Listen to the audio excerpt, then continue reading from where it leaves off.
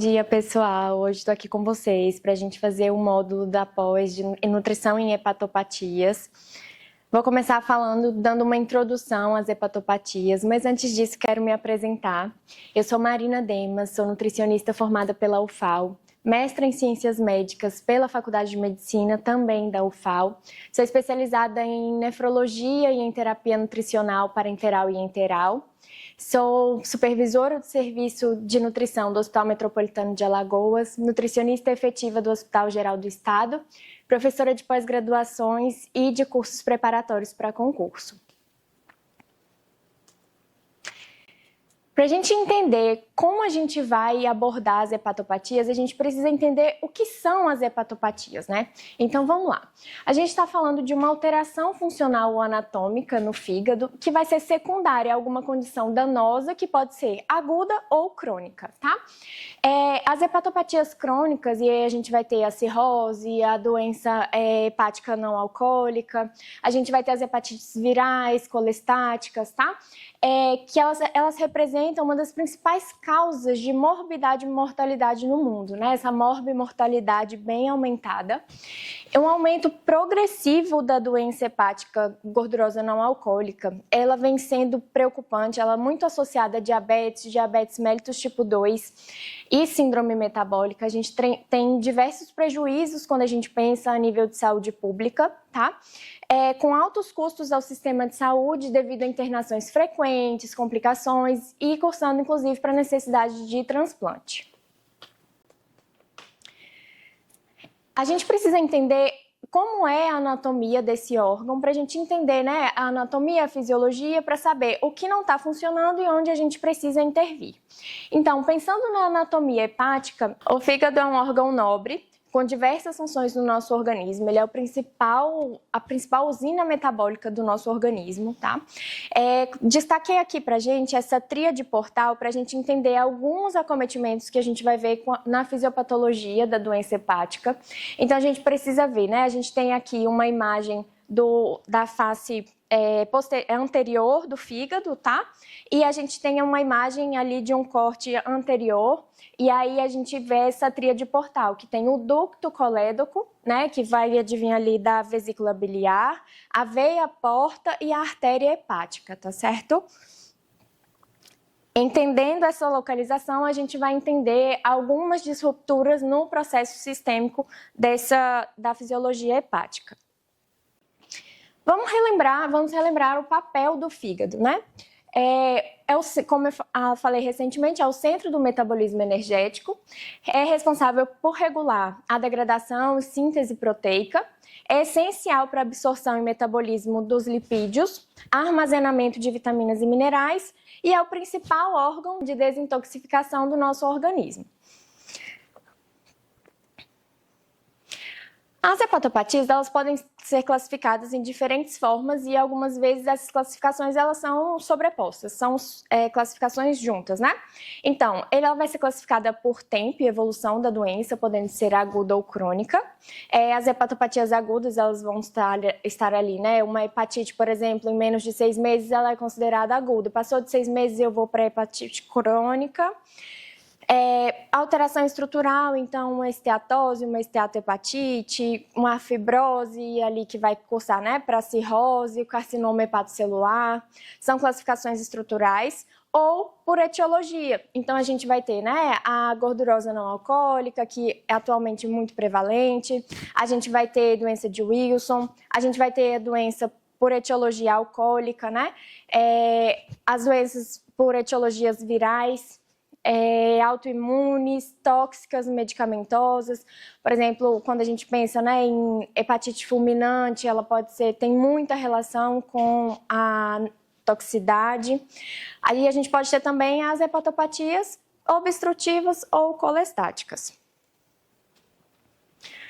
Quando a gente olha o paciente com hepatopatia, ele é muito característico para a gente, né? A gente vai conseguir observar algumas manifestações clínicas. Os sinais clínicos desses pacientes, eles são muito característicos deles. Então, a gente vai ver, né, pacientes com icterícia, que é aquele amarelado, como vocês estão vendo aí nesse olho desse paciente, na esclera, né, amarelada. A gente vai ter o paciente com ascite, então aquele abdômen bem volumoso, globoso, e a gente vai saber aprender a diferenciar o que é um abdômen globoso por gordura, né, ou por presença de ascite.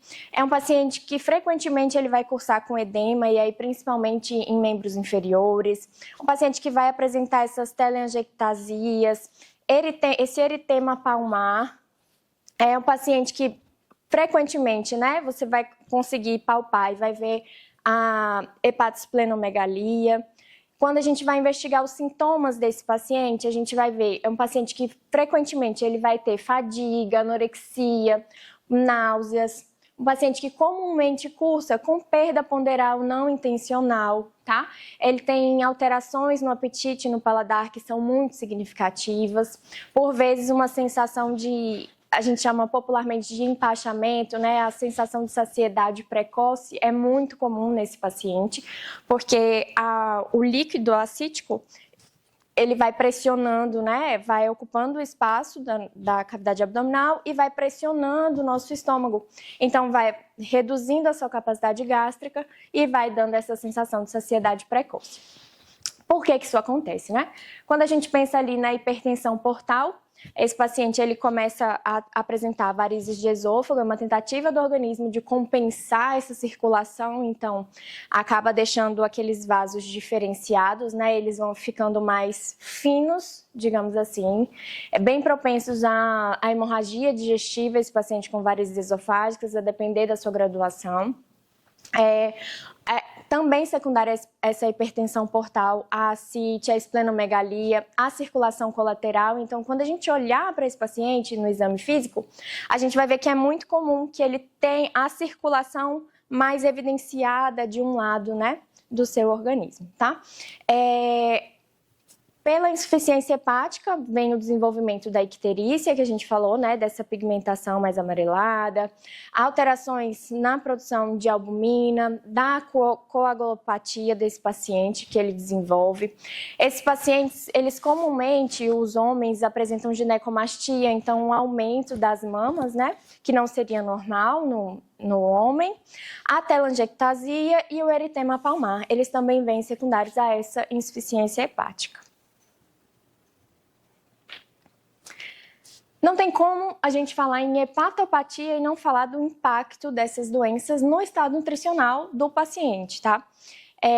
Quando a gente vai para a literatura, a gente encontra que de 5 a 92% dos pacientes com cirrose hepática, eles são diagnosticados com desnutrição.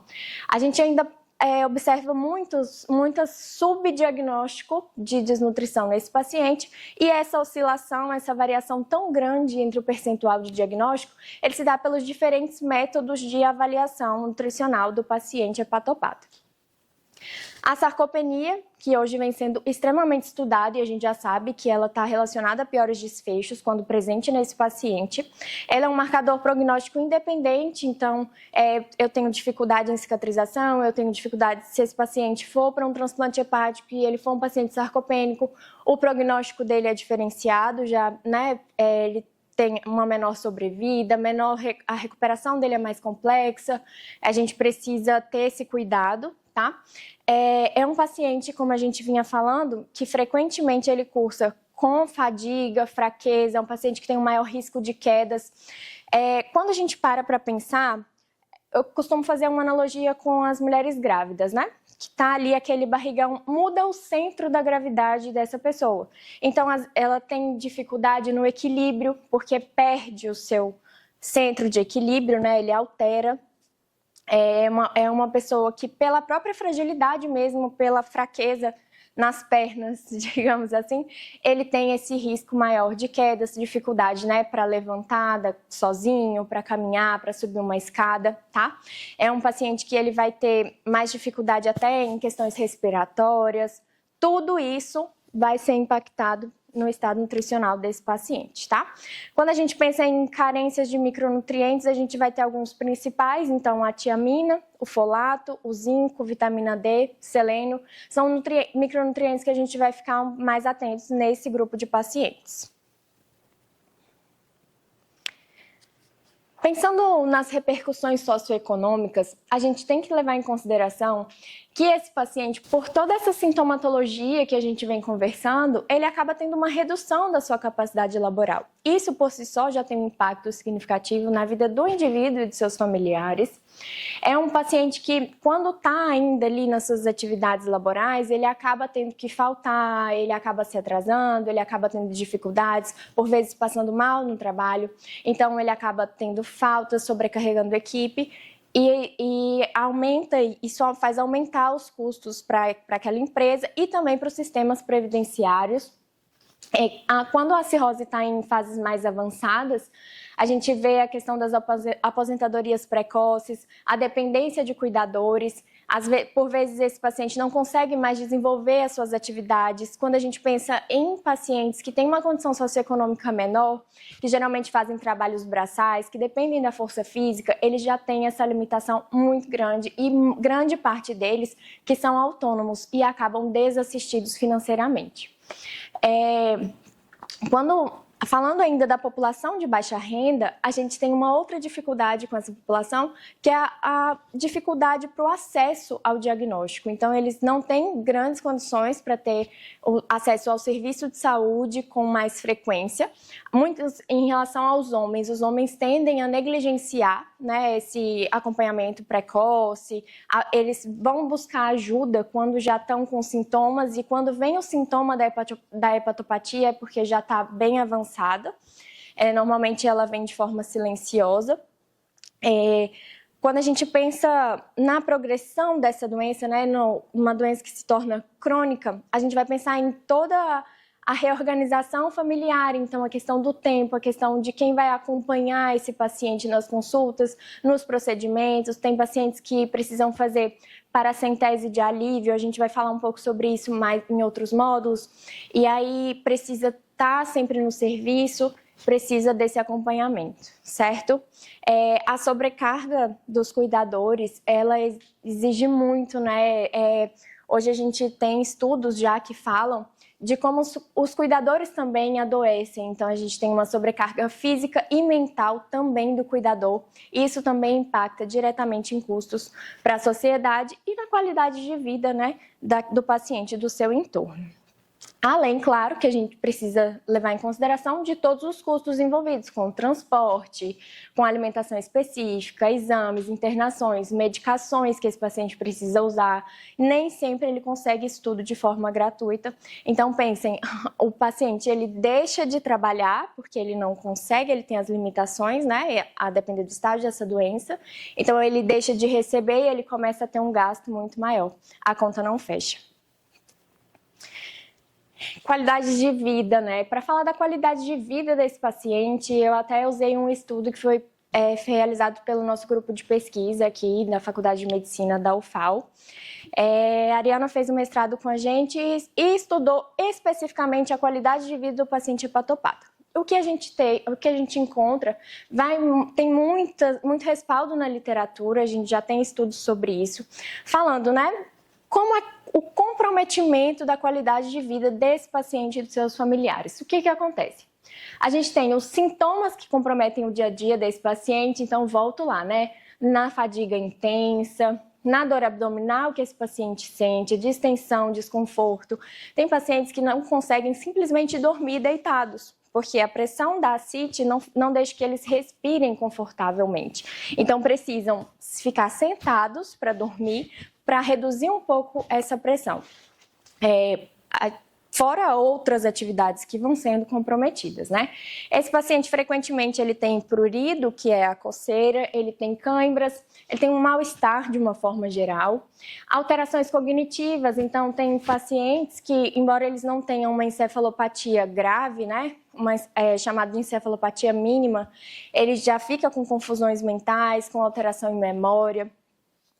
Esse paciente ele vem com limitações funcionais que já conversamos e vamos ver isso até o final do nosso módulo de hepatopatias, que ele tem redução na capacidade física, porque ele tem fraqueza muscular, ele tem intolerância ao esforço, é um paciente que vai cursar em algum momento com sarcopenia se ele não for tratado a tempo. É um paciente que acaba tendo restrição para realizar as atividades simples, ele não consegue subir escadas em casos mais avançados da doença, ele não consegue fazer caminhadas mais longas, tá? É um paciente que precisa desse monitoramento frequente, né? Como eu falei, das consultas, dos exames, então ele precisa de um tempo maior que ele vai dedicar ao tratamento da doença, isso também limita as atividades dele.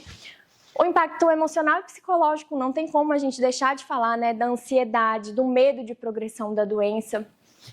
Quando a gente fala em doença renal, o paciente tem medo de entrar em hemodiálise, ele fica pensando como vai ficar ali limitado à máquina. O paciente hepatopata, ele geralmente pensa como ele vai ficar, eles falam assim, como eu vou ficar com aquela barriga d'água por aí, como vai ser um transplante, será que eu vou sobreviver? Tá? Então, isso pesa muito para esse paciente, principalmente quando ele começa a descompensar, começa com internações frequentes. Esses pacientes têm muito medo de perder a vida. Aqueles pacientes que têm cirrose por etiologia alcoólica, eles frequentemente relatam o sentimento de culpa, porque é como se eu tivesse um organismo saudável e eu tivesse procurado aquela doença, tá? A gente encontra muitos relatos desses na literatura do sentimento de culpa desse paciente e muitas vezes uma culpa que é exacerbada pelo núcleo familiar, porque acabam em momentos de sobrecarga jogando essa culpa em cima do próprio paciente, tá? Não, como falei, não tem como a gente falar de hepatopatia sem falar da nutrição.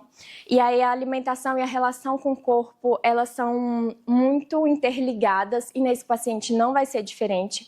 É um paciente que ele precisa de uma mudança no estilo de vida, isso em algum momento pode gerar ali frustração, pode gerar insegurança. São pacientes que são bombardeados de notícias, né, no Google, você não pode comer isso, você está proibido de comer aquilo, você deve fazer dessa forma e o outro fala que é o contrário. E aí as dúvidas acabam gerando um medo de se alimentar, o que é muito pior, porque a gente acaba induzindo a desnutrição desse paciente, em vez de ajudar esse estado nutricional para um melhor prognóstico, tá? Existe também a questão do medo dos alimentos que venham a desencadear náuseas, vômitos, aumento de distensão. Então, a gente precisa sempre trabalhar no monitoramento desse paciente, um registro alimentar, por exemplo, sabe? Que ele tenha a percepção do que ele consegue tolerar melhor e do que ele não tolera para a gente conseguir fazer os ajustes de acordo com essa tolerância individual. Para fechar esse bloco, eu quero falar com vocês que a gente pode fazer toda a diferença através da nutrição com os pacientes com hepatopatias. A nutrição ela impacta diretamente nos sintomas, funcionalidade, capacidade laboral e desfechos clínicos. Melhorar o estado nutricional e a sarcopenia tem efeito direto na qualidade de vida e na autonomia desses pacientes. E estratégias nutricionais adequadas, elas vão reduzir internações, complicações e custos sociais. Nos vemos no próximo módulo.